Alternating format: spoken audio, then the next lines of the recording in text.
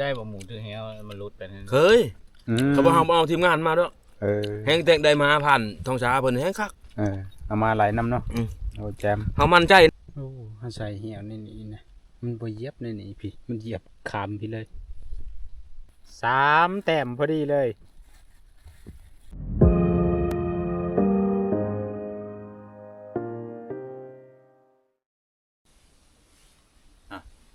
สบายดีทุกคนนี่ตื่นเช้ามากะเฮามาเอานำนะทุกคนเดี๋ยวเอานำขึ้นไปไว้ใส่ทุกคนนำในนี่มันเป็นนำมันนำค่ำนะมันไหลออกมาอยู่ตลอดทุกคนแล้วก็สำหรับเป็นน้ำสางนั่นเลยทุกคนนะหรือว่านำออกบ่อนะอันนี้เป็นน้ำกินนะ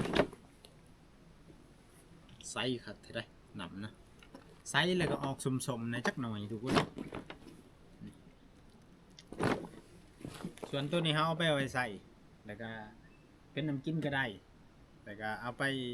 ปใส่ปอก1 ข้าว 1 น้ำนะทุกคนนะเดี๋ยวมื้อนี้ทีมงานเฮานำมาครบแล้วทุกคนมาครบแล้วที่นี้เดี๋ยว1เอาเขาเอายังแล้วก็เดี๋ยวสิได้ลงไปหาทีมงานเฮาอยู่หลุมทุกคนนะช่วงนี้น้ำบริเวณนี้เริ่มแห้งหมดทุกคนแล้วก็ตามชายห้วยนี่ก็เริ่มแห้งหมดเลยเดี๋ยวไปหา1เขาบัดนี้ตอนนี้ก็เดินทางฮอดบอนทุกคนนะก็ได้แพ้อีกเลยทุกคนเอ้ยมองได้นี่หิวนำขึ้นมาในระหว่างที่เฮาหิวขึ้นมาในวางหนาพานเป็นหนาพาขึ้นนั่นแล้วเฮาเอาขึ้นพอดีปีนลงหันเลยทุกคนปีนกลับลงมาถูไทยมาเลย เจ็บเลยเบิ่งในหัวเข่าเดี๋ยวใส่ยากันปลาหมึกเอาน้ำตอนนี้ก็กินข้าวก่อนทุกคนนะ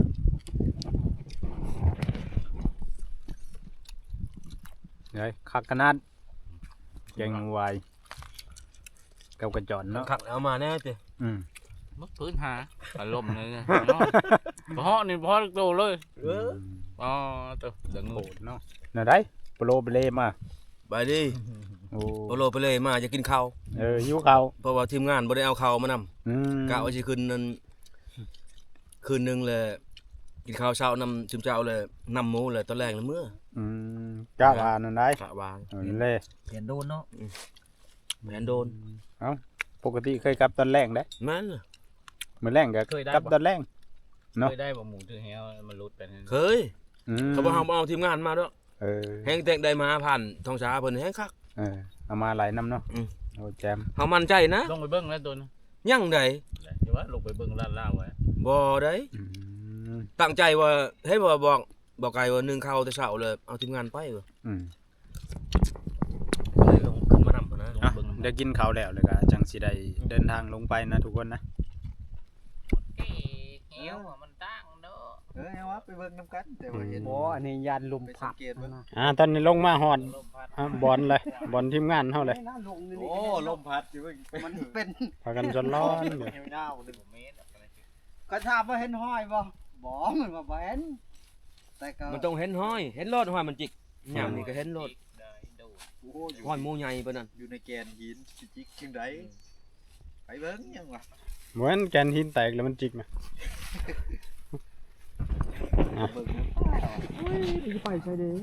เดี๋ยวบัดนี้ก็สิได้พากันไปตามอันหมูนั่นแหละทุกคนนะจะน้อยก็อกเลยหมูถึงแห้วแต่ว่ามันหลุดไปนะทุกคนแต่จังได๋ก็ตามรับชมไปนำกันว่าสิเป็นจังไดไปแล้วก็แยกกันทุกคนนะเดี๋ยวให้ทีมงานเฮาไปผูกเดี๋ยวเฮาไปพี่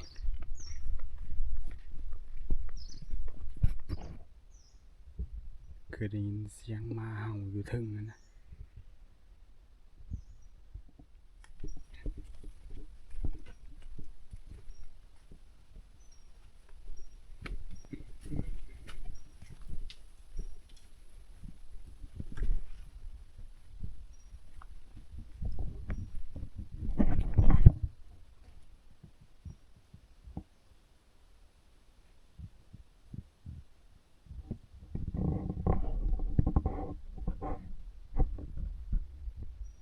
เสียงของบอกปักปัก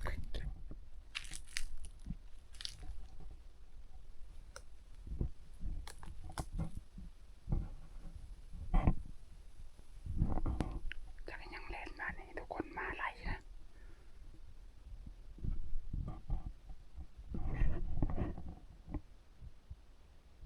มาไล่มาพี่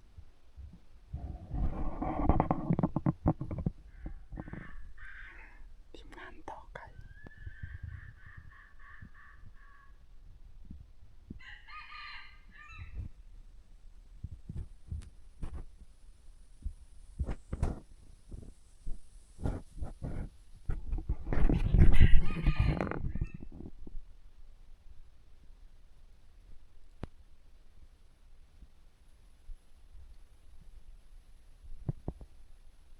เสียงไก่ป่านะ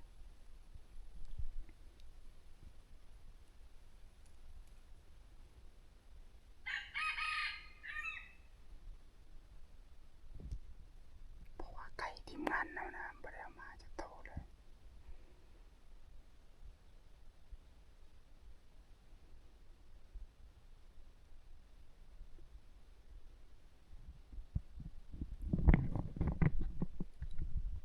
สงสัยนิ้วเขาไปจับ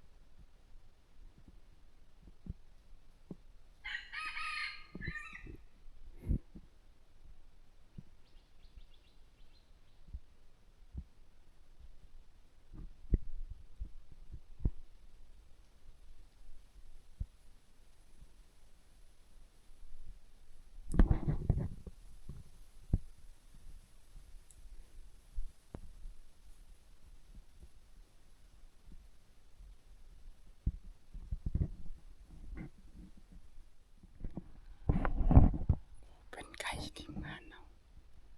เกือบซอยไปแล้ว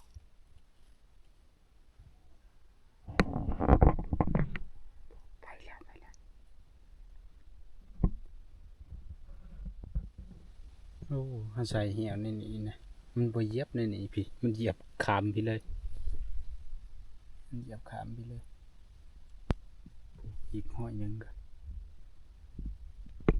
จักมันยังนะเบิ่งตัวใหญ่อยู่เด้อนี่ก็มิดอิมซิมอยู่ทุกคนทีมงานเราก็บางได้นี่เสียงมาเห่ากระถึกอยู่นะน่าสิเห่ากระแตแต่ว่าเสียงมิดไปอีกเลยโอ้ยรีบุรีนะมีคนเอาไปหรือว่าจักยังบ่มั่นใจนะแต่ว่าขั้นไปกับบ่น่าสิไปได้ไกลเลยสายเหี่ยวนะมันต้องของมันมีบางที่ว่ามันของหรือว่าอาจจะมีคนเจอนั่นเนี่ยนั่นแหละเขายิงเอาเพราะว่าคนมันลายบ่ทีมได้กับทีมนึงตรงนี้ไปเจอถ้าเกิดว่ามันขามันยังนะ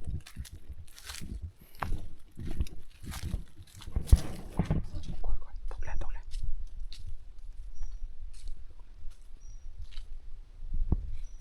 ก็นะ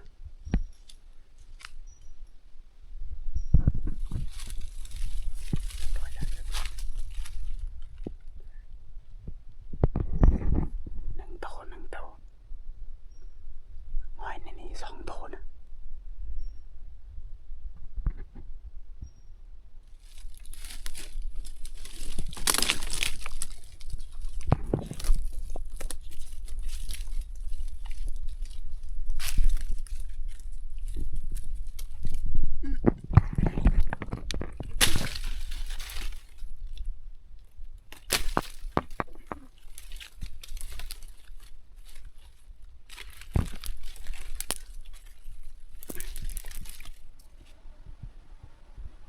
เบิ่งจากมือนะที่ว่าอันหมูมันตื่นเฮาอยู่ในนี้นะทุกคนมันกลับเข้ามาอีกเบิ่งมันกินมุนๆเลยปุ๊เบิ่งมันรุดแถวนะอ๋อโธ่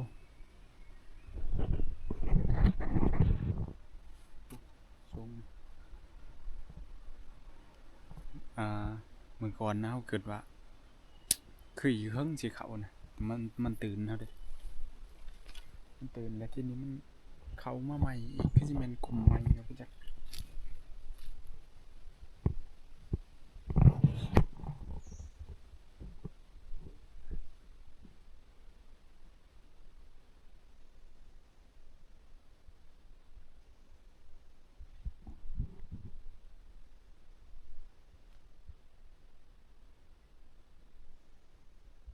คือว่าได้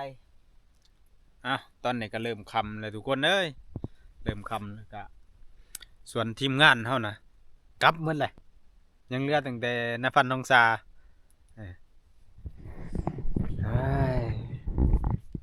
สวัสดีทุกคน แนวได้ตัวปุตตัวโปนอยู่ ไปนำหมู่กับบ่ทันมัน เออ อันมีเห็นนั่นตะกี้น่ะเห็นอยู่ห้อยมันน่ะมันสายแฮวมันถูไม้ถูเบ่น่ะมันแล่นเด้ อืม พอถึงไปมันย่าแล่นแล้วมีเห็นบัดนี้ เออ มันยาง มันยาง มันยามมันค่อยไปแล้วบัดนี้สายแฮวอันถูไม้ก็มีห้อยหากันยะ อืม ไปทางนั้น แล้ว หาวันน่ะ เสียละล้านเนาะ อืม โอ้แต่เสียดาย ได้ เออสำคัญนะคือแหวกะติดอยู่ในคามันเลยจากภายแล้วสิเป็นคนโชคดี ได้ทั้งแหวได้ทั้งหมู เนาะต้องมีได้หวังของ คันแม่นนั่นค่อยไปเยอะมื้อน่ะค่อยโทรหาเอามาอีกเพิ่มอีกเฮาดุงนะ อืม ไปลานดุงบริเวณเดียวนะ เออ พ มันต้องเจอเนาะ เจ มัน อ มันไปบ่ไกลดอก ก็มันเจอมาแล้วนะมันแล่นมันก็แล่นไม่ไหวมัน อืม ฆ่ามันยะใจเหี่ยวหน่อยนั่นก็มากระทันต่อมา อืม นี่ก็ แม่นเลย บ่ได้ พันแหนดก็กลับแล้วนายพันอันนั้นก็กลับแล้วกลับหมดเลยนะแต่ว่ามื้อนี้เกับได้ไก่พอดีไก่บ่นิ้วเพิ่นต่ออยู่เอ๊ะ เออ ตั้งนี้จอบห่างแล้วกำลังสิปล่อยเพิ่นแนมเบิ่งเพิ่นเปิดเสียงไก่แม่ได้จังได๋ว่าไก่ต่อเรื่องนี้อันนี้กับแนมเบิ่งฮอนมันแบบพับคักกะลีโว้ยบ่แม่นดอกที่แรกนะบ่ได้เห็นอันหัวมันเด้เห็นแต่เขตทางหลังมัน อยู่หลุมบ่อยู่ถึง หึ ใกล้นะ ไก่นะ อยู่ถึงบ่ อยู่เทิงคอน ไม้ อยู่เทิงคอนนะคิดอยู่ว่าไก่อันนั้นแหละว่าไก่ คันชวายแล้วสิ เออ ใกล้คนแล้วแหละ นั่นแหละ แล้วก็ ฮะ เกือบบินแล้วทั้งน่ะกะ หมู่บ่ อืมบ่แม่นไก่ปลา2ตัวนะหั่นน่ะเด้อันนี้อยากยิงในด้านนั้นจอบแล้วอยากยิงมันออกกลางด้านเลยอันต้นไม้นี่ต้นน่ะ สงสัยมันตื่นเจ้ามันบินเข้าไป มันบินเข้าไปนั่นแหละ แล้วบัดนี้แล้วมันไปขึ้นคอนในหันเฮารถส่งเห็นไก่แม่น่ะเห็นเลย ยกชายรถบ่ทันได้ลั่นย่างบังคอน อื ย่าง ม ชวบลงหลุมแล้วบ้านนี้เฮาไปดักหน้าอยู่บ่อนนั้นชายห้องหันบ่แล้วได้ยินเสียงบินขึ้นคอนห้อยจอบลงไปบ่อนก็เหมาะขนาด อืม ลงทำชายห้องเข้าไปกำลังช่องหาแล้วยังว่าอยู่เทิงหัวนี่ อะโก ปึ้งไป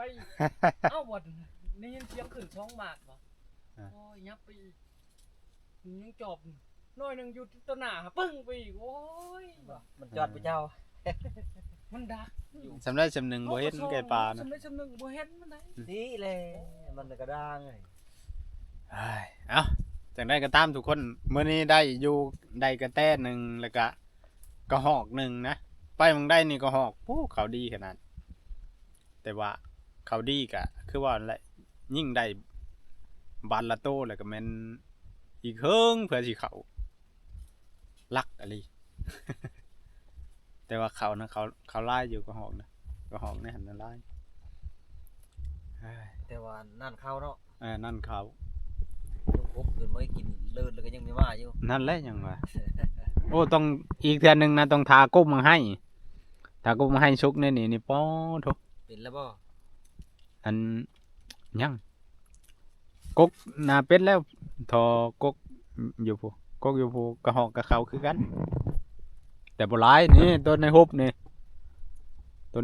ทั้งไก่ควาทั้งกระหอกโอ้ยสารพัดทั้งไก่ก็ยังเขานี่พี่ไก่นี่เขาได้2ตัวนี่ ไก่มากินมาให้ ไก่ได้บ่แม่นไก่ได้ สีขา ไก่สีขาหรือว่าตัวกระจงนั่นนะ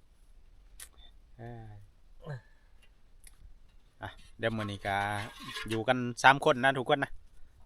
ส่วนทีมงานเฮาเดินทางเมื่อกินฮอดเมียเพิ่นนะพันนี่ มันหนาวมันหนาว เพิ่นจมอยู่คืนนี่โอ้ยว่าหนาวๆแบบนี้นอนกอดเมียใครหรือใครกว่าได้เพิ่นว่าได้กว่าได้กอดอันนี้ฮะโอ้ว่ะบ่ได้ว่ะนี่3แต้มพอดีเลยอ๋อโธ่จังกะฮอกแกงตัวเหาะใส่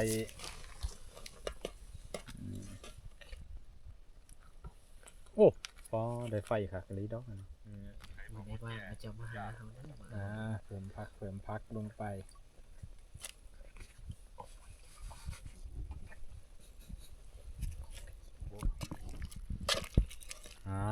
โอ้ยนี่ใส่พักลงไปเลยกระหอกเอาถือว่าคักแล้วสำเนียง บ้านเคยดื้ออยู่บ่ได้อยู่บ่ยัง พระเจ้าใส่น่ะได้ แต่คนนั้นยัง มาพี่น้องกินข้าว กินข้าวนำกันนี่แกงตัวเหาะนี่มาโอ้ยคักเลยนี่ใส่ผักซีลายโอ้ยได้มัก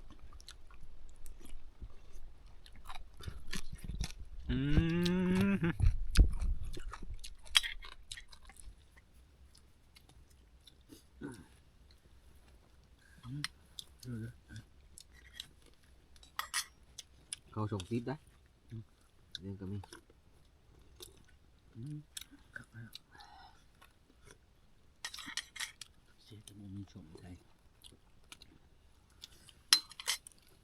ซุ่มบ่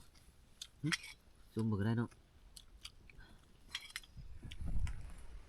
เอากินข้าวเรียบร้อยกะพักผ่อนทุกคนเอ้ยล่มกับซาดูกูอีกแล้วเอาได้ยังไงก็เจอกันในคลิปวิดีโอต่อไปเด้อทุกคนบ๊ายบาย